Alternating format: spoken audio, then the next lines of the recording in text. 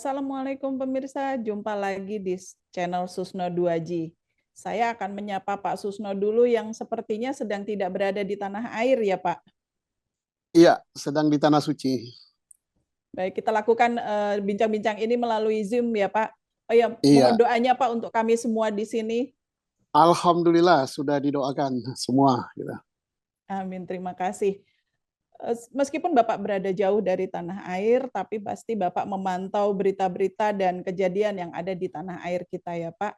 Nah, ada satu kejadian hukum belakangan ini sangat heboh, yaitu tindakan kekerasan yang dilakukan oleh anak seorang pejabat.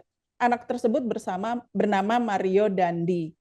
Ketika itu dia sedang berada bersama beberapa teman-temannya melakukan penganiayaan terhadap David Ozora.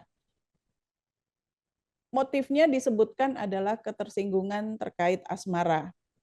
Pasal yang dikenakan oleh penyidik adalah penganiayaan berat dan Undang-Undang Nomor 23 Tahun 2002, yaitu tentang perlindungan anak yang ancamannya maksimal 5 tahun penjara. Tapi ada juga yang berpendapat bahwa kasus ini dapat dikategorikan sebagai percobaan pembunuhan berencana. Bisa saja dipidana mati seperti pada kasus Sambo kemarin. Kemudian saya juga jadi ingat ada satu pepatah Jawa yang mengatakan anak polah bopo kepradah. Artinya apapun yang dilakukan oleh seorang anak, maka orang tua akan terkena dampaknya. Ini juga terjadi pada kasus Dandi ini, di mana kasus penganiayaan melebar kepada isu ketidakwajaran kekayaan yang dimiliki oleh orang tua dari Mario Dandi, yang merupakan seorang pejabat pada Kementerian Keuangan. Mari kita bincang-bincang dengan Pak Susno. Pak Susno, bagaimana Ya, pendapat Bapak tentang kekerasan fisik ini sampai-sampai ada 2 menteri dan 1 Menko Pak yang memberikan komentar dan perhatiannya? iya. Jadi saya juga walaupun sedang di luar mengikuti dan kadang-kadang jadi perbincangan di ruang makan di sini gitu. Di luar ini jadi perbincangan kok ada peristiwa seperti ini ya. Seorang anak muda menganiaya pemuda lain yang mengakibatkan sampai masuk ICU. Kemudian peristiwanya sangat-sangat keras dan hampir tidak manusiawi ya. Kalau benar itu menendang kepalanya, kepala korban ditendang. Kemudian lucunya lagi kesadisan ini divideokan gitu, divideokan. Nah, ini hal yang sangat-sangat tidak wajar dan tidak manusiawi. Dan lebih-lebih ini dilakukan oleh anak terpelajar ya, dari seorang pejabat. Ya pejabat cukup tinggi ya di Kementerian Keuangan dan juga mengakibatkan berkomentar atau turun tangan Menko ya, Menko Polhukam Bapak Mahfud MD, kemudian Menteri Agama juga turun tangan juga. Kemudian Menteri Keuangan sebagai atasan daripada bapaknya si tersangka gitu. Jadi kok jagat Indonesia, jagat hukumnya heboh lagi. Dan terlebih-lebih hal ini disebabkan oleh ya semacam percintaan atau kecemburuan atau bagaimana ya. Seorang remaja putri yang bernama AG kemudian melapor kepada Mario bahwa ada perlakuan dari David yang demikian. Kemudian Mario ngajak ketemu David tapi tidak bisa ketemu dan akhirnya si AG, si putri ini memberitahu Mario bahwa D atau David berada di suatu rumah temannya. Disitulah didatangi dengan naik kendaraan mewah Rubicon ya. Kemudian diseret keluar, ditendang, dianiaya, dan terlebih dahulu meminta temannya yang bernama S atau Sen atau siapa itu untuk mendokumentasikan, memvideokan. Nah, sehingga peristiwa ini ya peristiwa sadis divideokan dan hal ini menghebohkan jagat hukum Indonesia. Ya mudah-mudahan hal ini bisa diselesaikan secara baik dan kita bersyukur bahwa Menteri Keuangan Ibu Sri Mulyani telah mengambil tindakan yaitu Bapak si tersangka, bapaknya Mario Mario. sudah dicopot dari jabatannya. Kemudian timbul isu lain lagi yaitu pertama tidak cukup dikenakan dengan tindak pidana penganiayaan pasal 351 ayat 2 dan atau Yunto Undang-Undang Perlindungan Anak, yaitu Undang-Undang 23 tahun 2002. Tapi ada yang menghendaki bahwa ini cocok kalau dimasukkan pasal percobaan pembunuhan berencana lagi. Berencana.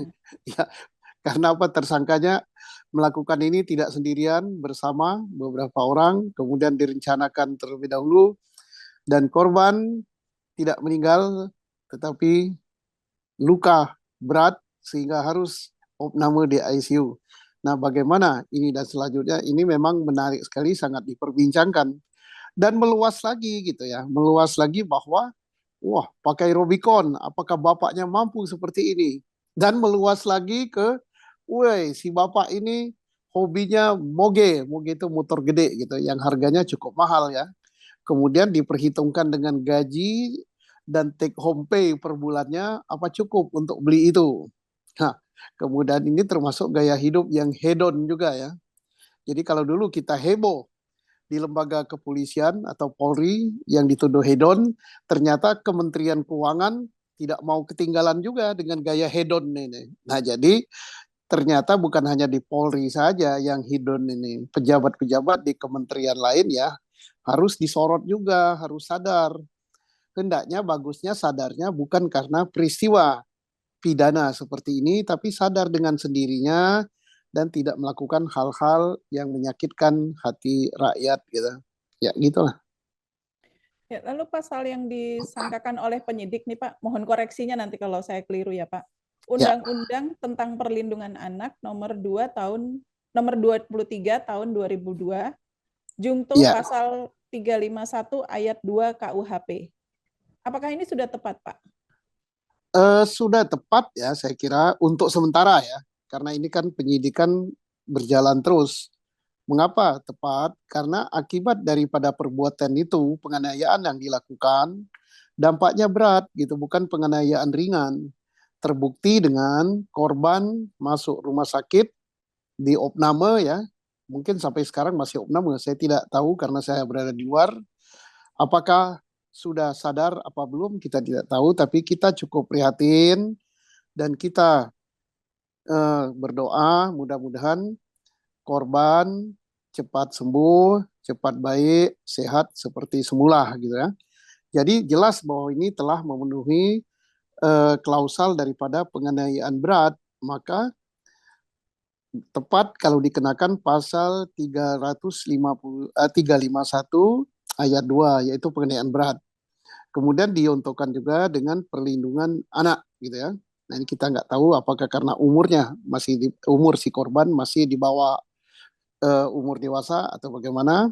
Nah kemudian ini tentunya karena bersama-sama ini masih diuntukkan pasal lain ya pasal 55.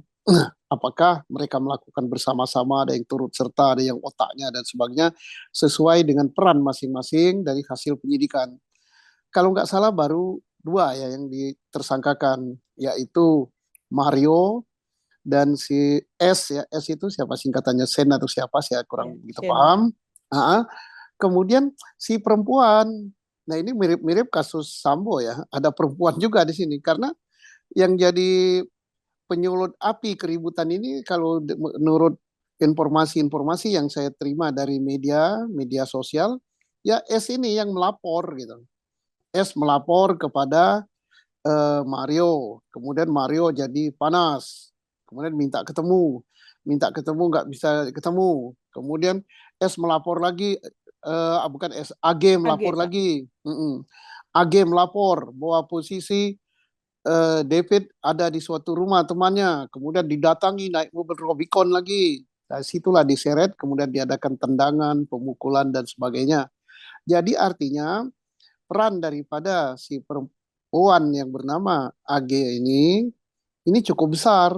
Maka AG harus disidik, diperiksa, tidak cukup hanya sebagai saksi, dia harus jadi tersangka juga sesuai dengan peranan apa yang dia lakukan. Jadi minimal di sini ada 3 tersangka. Tersangka utama ya jelas bahwa itu adalah Mario.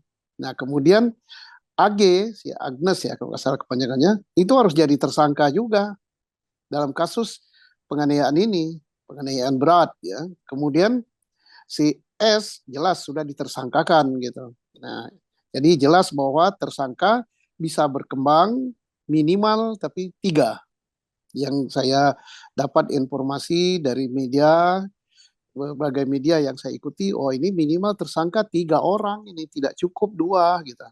Ya.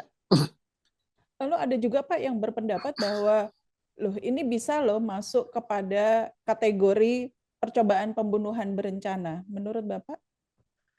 Sangat tergantung dari hasil penyidikan ya. Karena hasil penyidikan nanti kan akan berkembang apakah tujuan daripada si tersangka dalam hal ini Mario melakukan perbuatan itu tujuannya untuk menghabisi nyawa si korban atau sekedar hanya memberikan pelajaran yang keras gitu. Nah, ini tidak segampang itu, namun tidak sesulit itu untuk menentukan bahwa ini pembunuhan atau bukan, ya. Eh, jadi tergantung dengan hasil penyidikan, tergantung dengan alat bukti yang didapat. Kalau alat buktinya misalnya berkembang bahwa ini ada rencana untuk membunuh daripada David oleh para tersangka, kemudian ada pembagian peran, yang ini melakukan perbuatan kekerasannya, yang ini mendokumentasikannya, si S mendokumentasikannya, kemudian si AG berperan untuk mencari di mana posisi daripada si korban David. Maka ini apa namanya bisa saja menjadi pembunuhan direncanakan. Tetapi karena pembunuhan ini tidak selesai sampai mati, ini percobaan. Tapi sekali lagi para pemirsa sekalian tidak segampang itu, namun tidak sesulit itu juga ya. Kenapa tidak segampang itu? Karena harus dibuktikan dulu tujuan daripada perbuatan itu apa atau niatnya apa. Niat daripada si apa namanya? Pelaku dalam hal ini niat daripada Mario itu apakah betul ingin membunuh, ingin menghabisi nyawa atau sekedar hanya ingin memberikan pelajaran tapi dengan cara yang keras. Kalau hanya sekedar memberikan perbuatan untuk memberikan pelajaran dengan cara yang keras, maka dia tepatlah kena pasal penganiayaan berat gitu. Jadi tidak tepat dilakukan pasal eh, percobaan pembunuhan dengan berencana begitu. Lalu selain si tersangka Mario itu Pak, apakah 2 orang lainnya itu juga bisa dijadikan tersangka? Ya bisa. Saya tepat sekali Polri, penyidik Polri telah menjadikan pertama S ya yang mendokumentasikan itu sebagai tersangka. Tersangkanya kalau tidak salah dia apa namanya tentang Undang-Undang Perlindungan Anak ya. Tetapi dia harus juga kena yaitu bersama-sama melakukan penganiayaan, tapi peran dia lain. Dia tidak berperan melakukan pemukulan, melakukan penendangan atau apa-apa, tapi dia berperan membantu perbuatan itu. Nah, jadi tidak hanya Undang-Undang Perlindungan Anak juga harus diyontokan dengan pasal penganiayaan berat, yaitu 351 ayat 2. Kemudian yang perempuan itu yang melapor, yaitu AG ya, Agnes, yang melaporkan tentang oh perilaku si David itu begini terhadap dia, sehingga membuat ketersinggungan daripada Mario. Mario ini adalah pelaku, David ada korban, bahwa David mengatakan ini. Kemudian perkataan David disampaikan oleh AG kepada Mario sehingga Mario panas ingin ketemu.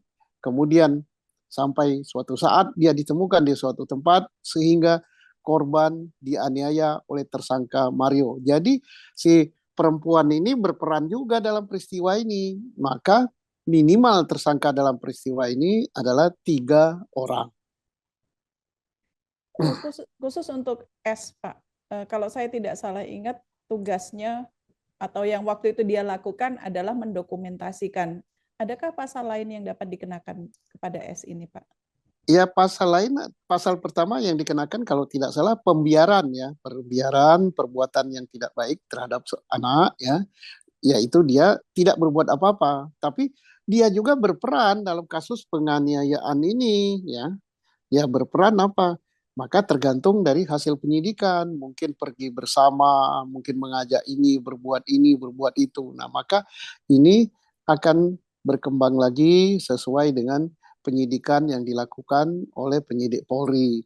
Tapi saya sangat berpendapat bahwa ini tidak hanya satu undang-undang saja, yaitu Undang-Undang Perlindungan Terhadap Anak, Undang-Undang 23 tahun 2002, yang disangkakan kepada S, dia harus juga dikenakan sangkaan pasal 351 ayat 2, tetapi diuntukkan dengan peran dia, diuntukkan dengan pasal 55 ayat berapa, sesuai dengan peranan dia dalam kasus penganiayaan ini.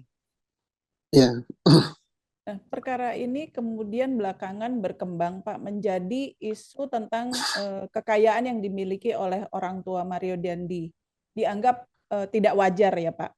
Karena bagaimana bisa seorang Mario mempunyai Rubicon atau mengendarai Rubicon, lalu si ayahnya memiliki moge, rumah mewah, dan lain-lain. Menurut pendapat Bapak?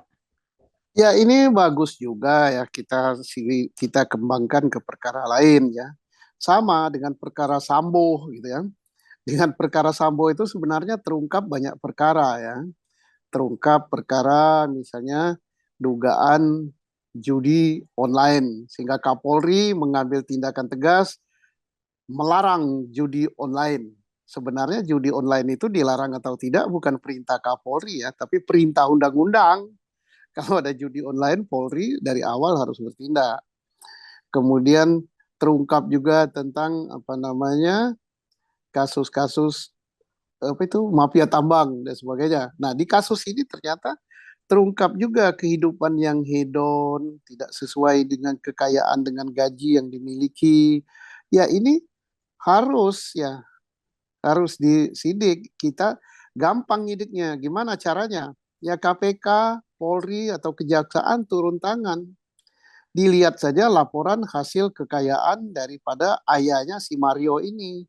Kan ada kewajiban eselon sekian harus melaporkan kekayaannya kepada eh, sebagai pejabat negara gitu. Bagaimana dia melaporkan LKHP-nya benar apa tidak, cocok tidak dengan gajinya dan sebagainya. Bagaimana perolehan itu. Setelah itu dicocokkan lagi dengan transaksi-transaksi keuangannya. Saya yakin PPATK mempunyai data elektronik tentang transaksi keuangan daripada ayah Mario ini. Nah, kalau ada transaksi-transaksi yang terlacak oleh PPATK, tinggal ditanya saja PPATK sudah melaporkan transaksi tersebut apa tidak? Melaporkannya kemana? Karena saya ini mantan PPATK ya, saya hafal persis itu. Dilaporkan kemana? Ya laporkan ke KPK, laporkan ke penyidik Polri, laporkan ke Kejaksaan. Nah, apakah laporan-laporan itu kalau ada ya, kalau sudah dilaporkan, apakah sudah di follow up oleh KPK, oleh Polri, dan oleh Kejaksaan? Nah, tinggal kita dengar lembaga yang resmi dan akurat dalam hal ini PPATK. Apakah PPATK sudah membuat laporan tentang transaksi keuangan ayahnya Mario? Kalau sudah, kapan dibuat? Instansi mana yang terima? Dan instansi tersebut apakah sudah menindaklanjuti atau belum? Itu gampang sekali. Sekarang ini zaman sudah transparan gitu kan. Bukti-bukti bisa akurat. Karena apa? Bukti transaksi elektronik itu adalah bukti yang sangat-sangat akurat karena nol koma sekian di belakang koma gitu akurat gitu. Jadi bukan bukti main-main gitu. Ya itulah. Terakhir Pak, untuk menutup bincang kita kali ini, ada yang ingin Bapak tambahkan? Ya saya mohonkan ya kita sebagai rakyat, saya kan juga sebagai rakyat sekarang, agar aparat ya lebih sadar mengendalikan anak, kemudian atasan daripada aparat, ya kalau ada pejabatnya yang anaknya atau dirinya berbuat sesuatu, ya atasannya segera ngambil tindakan. Ya bagus sekali Bu Sri Mulyani, kita hormati. Mudah-mudahan instansi lain seperti itu. Dan juga kepada aparat-aparat yang memang sudah menerima laporan transaksi keuangan daripada ayahnya Mario ini, ya sebaiknya segera di follow up gitu kalau ada, supaya ini tidak menjadi isu publik yang berkembang, yang menjadi perdebatan di dalam publik yang melelahkan. Ya, tinggal silakan kan penyidik tentang tindak pidana apa nama pencucian uang, KPK bisa sekarang ini, kejaksaan bisa, polisi dari awal memang sudah diberi peran sebelum undang-undang tersebut diamandemen. Tinggal kita lihat laporan itu mandat di mana kalau sudah dilaporkan ya. Jadi demikianlah, mudah-mudahan kasus ini bisa tuntas, tidak ada pihak yang dirugikan, tidak ada pihak juga yang kebal terhadap hukum. Negara kita negara di hukum, negara demokratis, mari kita hormati hukum. Baik, terima kasih Bapak untuk waktunya. Selamat beribadah kembali. Demikian pemirsa bincang singkat kita hari ini dengan Bapak Susno Duaji. Semakin banyak pelajaran yang terjadi di sekitar kita yang dapat kita ambil intisarinya, ambil yang baiknya, tinggalkan yang jeleknya. Dan jangan lupa untuk tetap memberikan like dan subscribe, serta boleh share juga video ini kepada komunitas Anda lainnya. Terima kasih. Wassalamualaikum warahmatullahi wabarakatuh. Waalaikumsalam warahmatullahi wabarakatuh.